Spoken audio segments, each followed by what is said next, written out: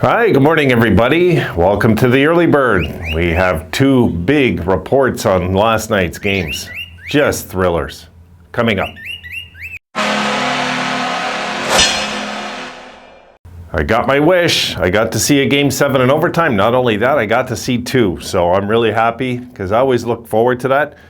And guys, I say it every year and I'm going to predict it again. The Stanley Cup this year is going to go to Game 7 in overtime. Hasn't happened since the 1950s, and Pete Babandel scored, I believe it was in double overtime, right? I'd like to see it happen once in my lifetime, just once, to see the Stanley Cup go to Game 7 in overtime. That would be just epic, right? For sure. That would just be amazing to see. Two games, let's look at the scores. And we'll talk about these games. They were just classics, really. When it goes to Game 7 in overtime, it's always a classic. And they were saying on TV the last time it happened, it's only the second time in NHL history two Game 7 and overtimes happened on the same day, which I didn't know that. The last time was the Derek Plant goal for us Sabres fans. And that same day, Marchand, you might remember Todd Marchand scored for Edmonton in overtime over Dallas. So there you go. I didn't even know that was the same day. It's funny, because I think that Todd Marchand goal, that was, if I'm right, an afternoon game, right, guys? I believe, because I know I watched that whole Sabres game that night when they played Ottawa. Okay, let's look at the scores. And there you see it, 4-3 Rangers in overtime, and Calgary 3-2 in overtime. My goodness. What a treat that was. What a good night of hockey. I mean, it sucks for the fans that lost, I get it, but for fans that are neutral and just watching this series and maybe rooting on, I was rooting on the Penguins a little more than I was the Rangers, and I found myself rooting on Dallas in the end in the Calgary series, so both the teams I was rooting for both lost, but I had a blast watching these games. I wish they wouldn't call penalties in overtime. Like, this is that tarnishes it, not for the Rangers winning, but the memory of it. You got to remember it was a power play goal, which kind of sucks. But if you're a Rangers fan, you're taking this running. You don't care. All right, we will start out east with that Rangers game, and let's take a look at Pittsburgh at New York. Here we go. Panarin scores in OT. Rangers eliminate Penguins in Game 7. And what do the shots say in this one? The Penguins outshot them 45-30, and yes, they were the upper hand of the offensive play in this game, just like those shots say they were. They face-offs 51% for the Penguins, 49% for the Rangers. 2 for 5 on the power play, 1 for 4 for the Rangers there. The Penguins only had 14 hits in the game. The Rangers had 25, and I believe that's what took over late in the game. They did some timely hits, you might recall, to get there was just such timing at the end with this Rangers team. I sensed the Rangers were going to tie this game, put it that way. I just knew it. And the blocks 18-16 for the Rangers in that department. Penguins had 1 giveaway the entire game, and the Rangers only had 4 themselves. And the shots, 13-8 in the first period for Pittsburgh, 18-12 in the second period for Pittsburgh, 12-7 in the third period for Pittsburgh, 3-2 in the overtime, and of course on the power play, the Rangers score to close out the series. And again, you see the shots 45-30. The Rangers are well deserving of winning this series. I won't say they looked like the better team all night yesterday, because they didn't. But you could feel they were coming on, and they were coming on late, and you knew that on their home ice they were going to maybe get it done somehow. You just felt like that. And when you're in that situation, you don't take any chance of a penalty in overtime, Pittsburgh. Hey, hats off to the Rangers. They came back from 3 games to 1.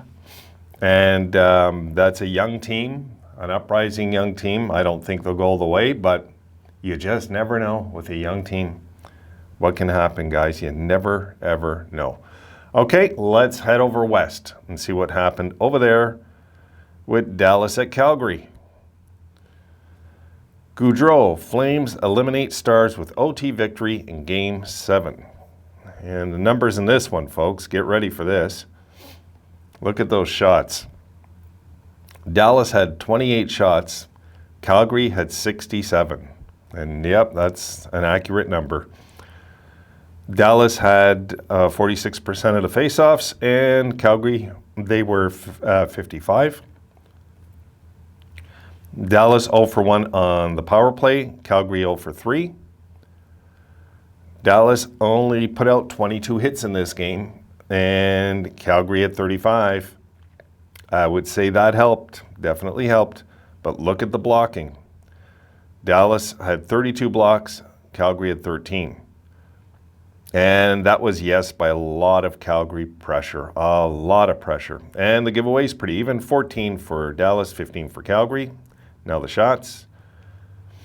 And look at this, all right? The first period, 17-8 for Calgary. The second period, 26-4 for Calgary. So 43-12, the shots on goal after 2 periods. My goodness. And then the third period, 11-9, Dallas, favor of the shots. And look at that overtime, 15-5, folks, in that overtime. And they did have a power play also. Didn't score, didn't convert. Final shots in the game again, 28 for Dallas, 67 for Calgary. And without a doubt, the Flames were the better team in this game. Yes, the shots tell the tale. They really do. Ottinger was just brilliant in this game. And for those of you that did not see that game, try and get your hands on, go to some streaming site and try to replay at least the overtime and look at the saves he made in this overtime to almost pull this miracle off. And I'll tell you, the shots, yes, they looked one-sided in an overtime. They were pressing Dallas at points. They weren't just sitting around getting a long shot on net here and there. No. They were going right in themselves. They just weren't getting a lot of shots. But when they did, they were, they were good ones. Like Markstrom might get a little left out in the glory of this moment, and he shouldn't, because he made some really good saves also in this game. But just Ottinger was just standing on his head, folks. It was some of the best playoff goaltending I've seen since Dominic Hasek. Literally, it was that good. Like the overtime was shades of Hasek. It really was. Watching this kid in overtime, it was, my goodness, I felt bad for him at the end. I did. I felt bad for him because when a goalie plays that good, he kind of deserves at least to go on. I mean, the team, I would have said that whoever won this game deserved the series, though. I would have fairly said that because Dallas hung around this series and they just refused to go away. I was surprised, though, that they let up on their physical game as much as they did, because that gave them a lot of room, Calgary, to go out there and just feel pretty safe to make plays.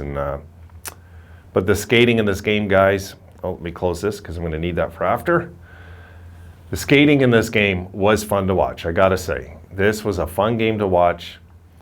And if I was going to wrap up both these series, and it's a sad way for your season to end. I've lived it. I've lived it with the Sabres. And so, and as you have, and I'll tell you,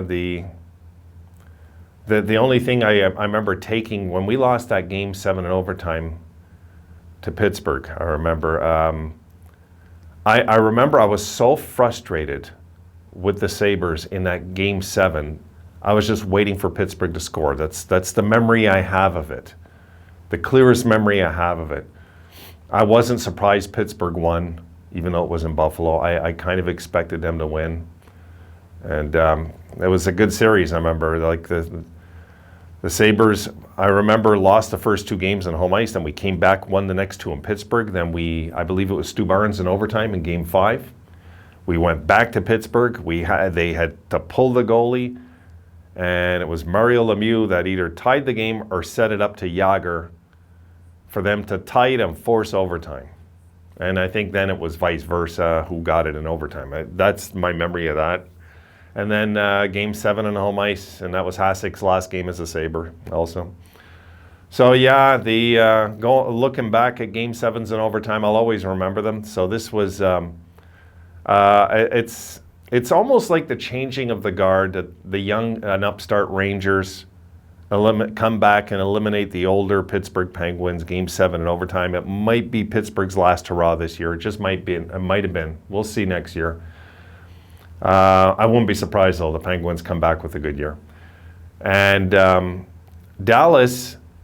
I don't think any of their fans can complain that they went that far in a series. They weren't supposed to win more than one game, and they pushed it right to the brink, So I don't think either team can really hang their head anything but high, because the Penguins, they let that series slip out of their fingers, yes, but that Rangers team is young, dynamic, a lot of stars on it. It's playoff hockey.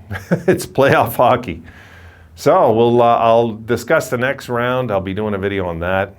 I'll have to redo my predictions. I don't even know where my predictions are at. I'll have to go and see how many I got right and wrong. I've lost track. I believe I did call the Rangers, and I did call Calgary. I'd have to look back. And see. I forget. I don't worry about those things till the series are done. Then I look again. All right, that's it for this one, guys. I got one more coming your way. I'll see you in that one. Till then, folks, have a good one. See you then.